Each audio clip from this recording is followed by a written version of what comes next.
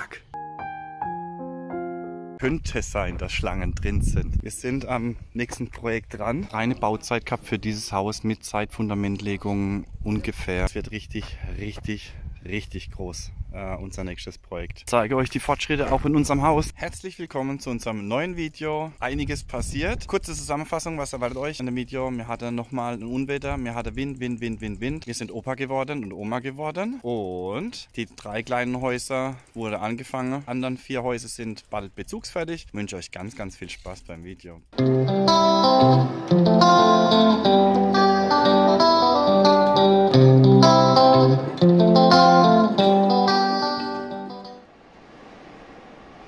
Krasses Unwetter heute wieder. Massig Regen, 15,5 Liter in der Stunde und pro Quadratmeter. Stromausfall, Gewitter, Sturm, Regen. Arbeiten unmöglich und Verluste haben wir auch schon zu verzeichnen. Da ist mein guter.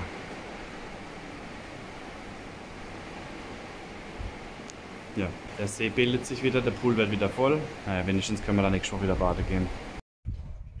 Es sieht ein bisschen aus wie nach dem Krieg. Wir haben jetzt kurz Pause, es geht gleich weiter, keine Sorge. Und die Michelle war wieder zu faul, oder war es der Bachito? Ich weiß nicht. Die war jetzt garantiert zu faul, den Müll wieder vorzutragen. Ich habe hier eigentlich zu meiner Frau gesagt, die könnte jetzt eigentlich mal dann raus auf die Terrasse, weil da steht das Wasser und könnte endlich mal die Terrasse putzen. Jetzt machen wir mal Rundgang und schau mal, was alles kaputt gegangen ist. So, erster Schade, die Matte und wieder repariert. Haha. Auf geht's.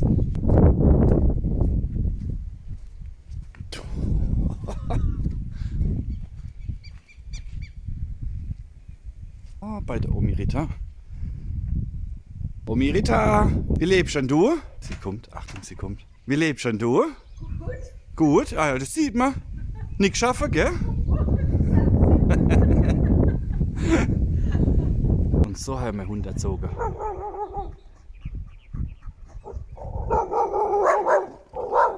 Fang sie!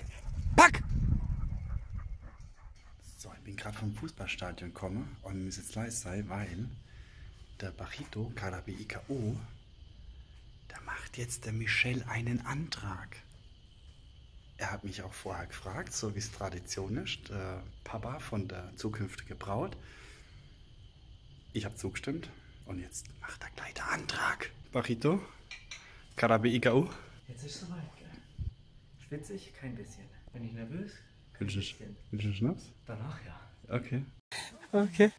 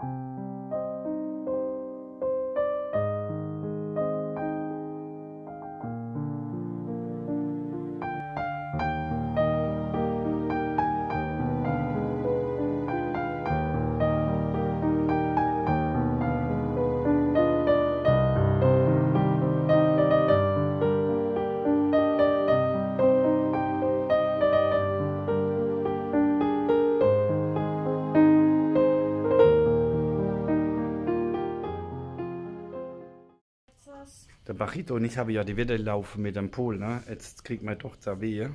Jetzt habe ich gerade Michelle gesagt, falls er nicht umkippt, der Bachito, soll es am Arzt 100.000 Guaranis geben. Der soll dann umschucken, dass er hinfällt. Da muss nämlich ich nicht rein in den Pool. Der muss safe in den Pool. Nope.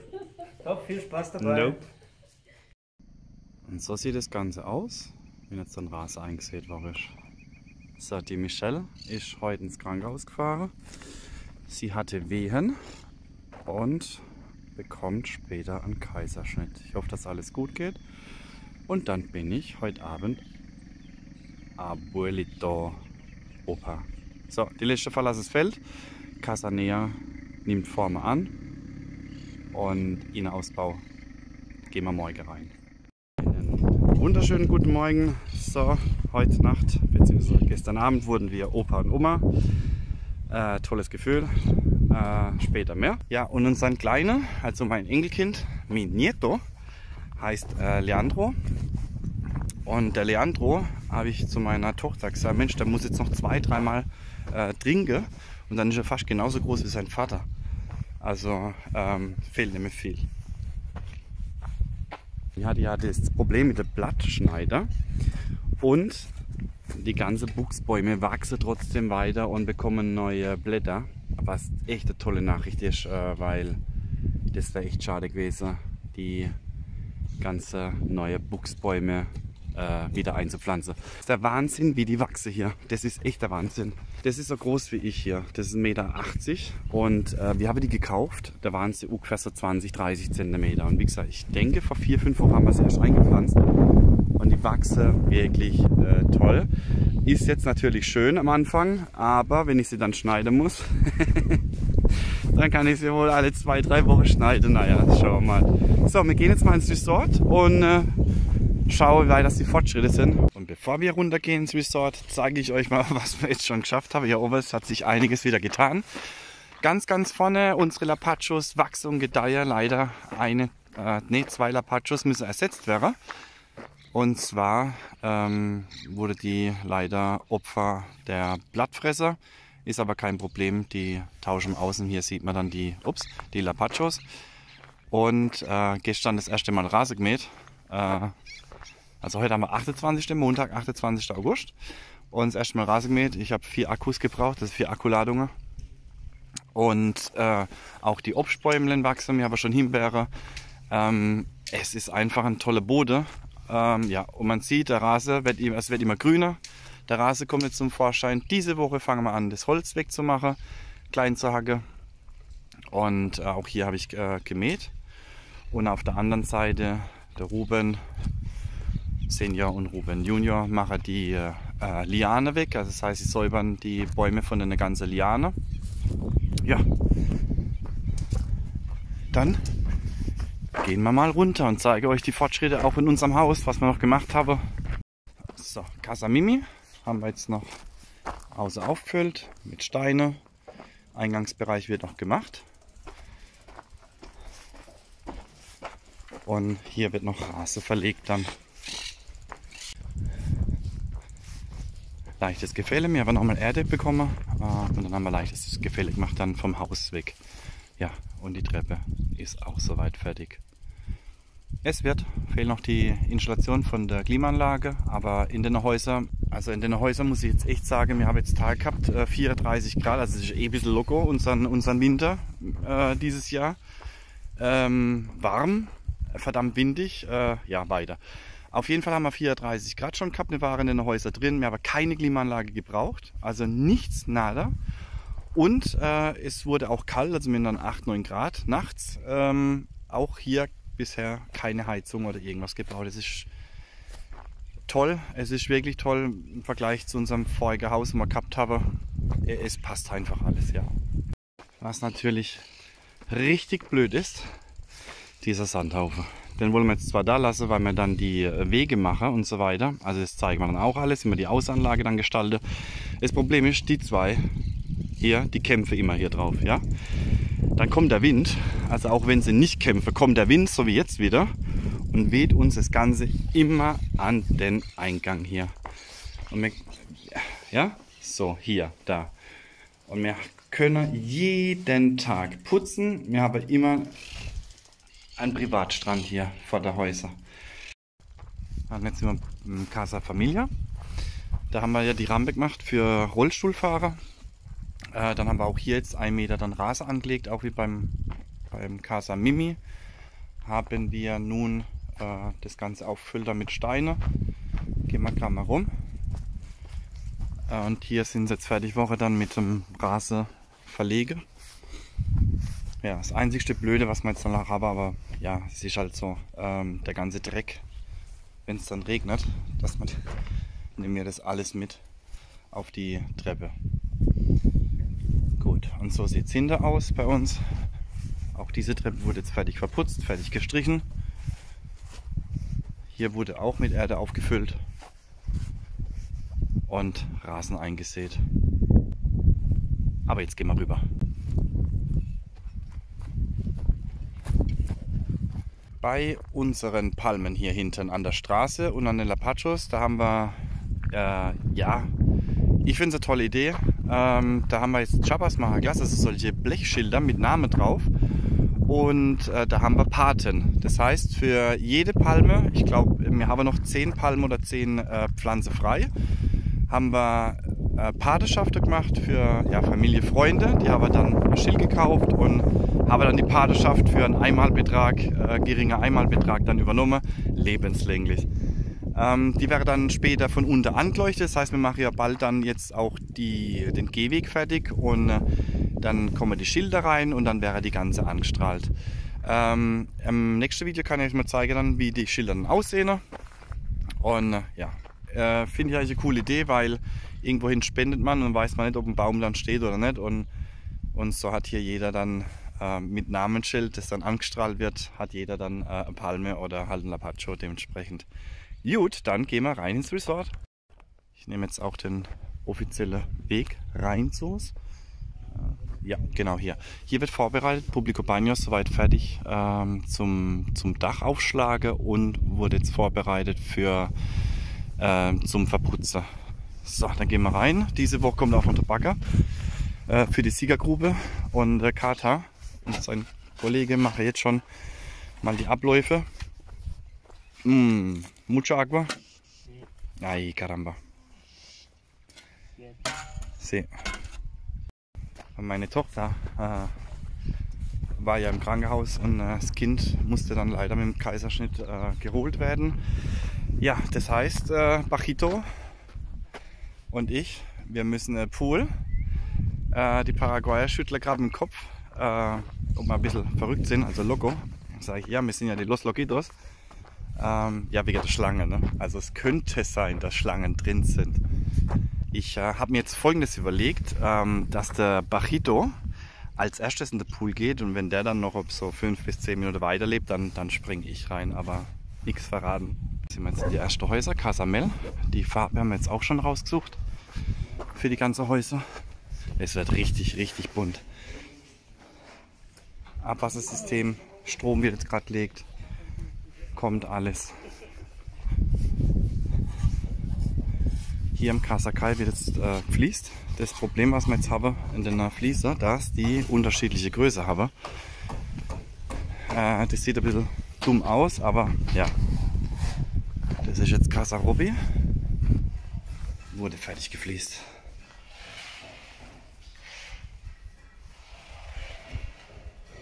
Buenas.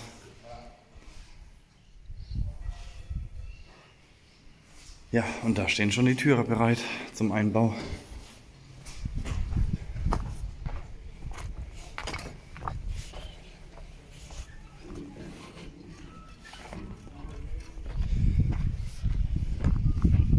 Und dann, last but not least,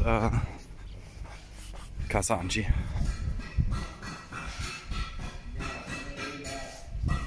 Also einmal, wenn sie abmessen kann, einmal haben wir 62 cm, dann haben wir 63 cm, 62,5, also ganz, ganz komisch.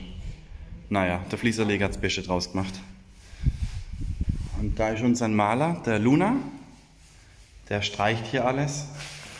Buen día, señor. Buen día. ¿Cómo está? Bien. Luna la Solución. Luna Solution. Sein Name ist Luna und Spitzname Solution, das heißt Lösung. So, das heißt, Casa Angie wird gerade gestrichen. Ist die gleiche Farbe wie im Casa Mimi. Also so, wie wir es ja alle gemacht haben. Und hier sind wir auch schon fertig damit dem Streichen. Sieht richtig gut aus. So, und da entsteht Casa Nea. So, hier wird jetzt alles vorbereitet wieder für den Ringanker. Und dann wird hochgemauert und das Dach aufgeschlagen. Wir haben jetzt reine Bauzeit gehabt für dieses Haus mit Zeitfundamentlegung ungefähr 14 Tage. Also mit Bodenplatte, so wie es jetzt dann aussieht, reine Bauzeit. So, hier entsteht Casa Astrid. Buenas. Sí.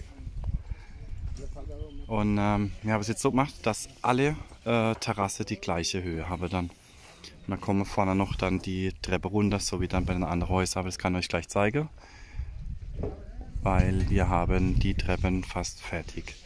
Und hier wird gerade Casa Astrid vermessen. Quatsch. Casa Astrid, Casa Elena. Und das Loch machen wir auch nochmal zu. Wohl, wird langsam zugemacht. So, und da sind sie jetzt bei einer Treppe dann, dass man schön runtergehen kann. Casa Angie, buenas. Casa Hobby. Ja, stimmt. Verkleidungen oben sind jetzt auch schon fertig in den 2 Häuser hier oben. Und Casa Kai und Casa Mel fehlt's noch.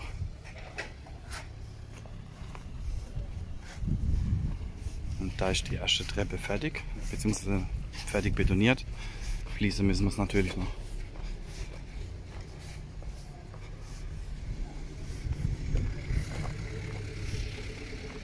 Und hier haben wir noch eine Treppe. Ja, es bleibt spannend. Wir bekommen jetzt die nächsten 10 Tage die ganze Möbel geliefert, wo wir jetzt rausgesucht haben, die Elektrogeräte dann für die Ferienhäuser. Ich denke, Publico Bagno wird fertig sein, Bagnos Publicus, so rum. Und dann geht's ran, Außengestaltung, dann wird unser Kincho hier gebaut, das heißt, es gibt ja eine Cocktailbar mit überdachter Dachterrasse. Pool wird dann gemacht, da haben wir jetzt auch nochmal umgemodelt, warte jetzt dann auf der Bagger. Und wollen wahrscheinlich dann eine kleine Sit-In-Bar dann mit integrieren.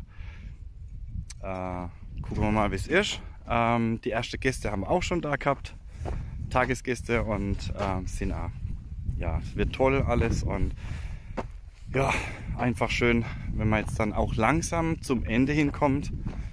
Aber wir sind am nächsten Projekt dran. Also das heißt, wir haben weiterhin Filmmaterial für euch. Und das nächste Projekt, wenn alles so gut, ja, wenn es klappen sollte, so wie wir es vorhaben, das wird richtig groß, unser nächstes Projekt. Wie gesagt, ich halte mich noch ein bisschen bedeckt. Es ist alles in der Planung, schon seit mehreren Monaten jetzt mittlerweile.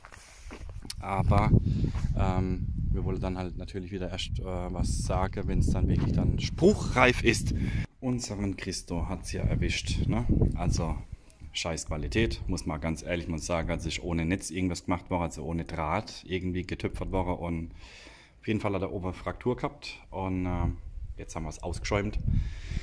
Jetzt machen wir noch sauber und dann müsste er dann halten auf Ewigkeit. Wahrscheinlich nicht, aber für eine Weile. Und dann kommt er auf unseren Rodondo. Und bevor ich es vergesse, am 21. Oktober haben wir wieder unser Motorradfest in Carmen del Paraná. 21. Oktober ist ein Samstag. Wir machen dieses Jahr nur einen Tag mit Motorradshow, mit DJ, mit Musikbands, verschiedene. Lade ich euch recht herzlich dazu ein. Eintritt natürlich kostenfrei. Lediglich dann Getränke und Essen muss man dann dort bezahlen. Also wie gesagt, 21. Oktober. Ich blende mal noch das Plakat ein, wo wir erstellt haben, und vielleicht sieht man sich. Bis dahin, ciao, ciao.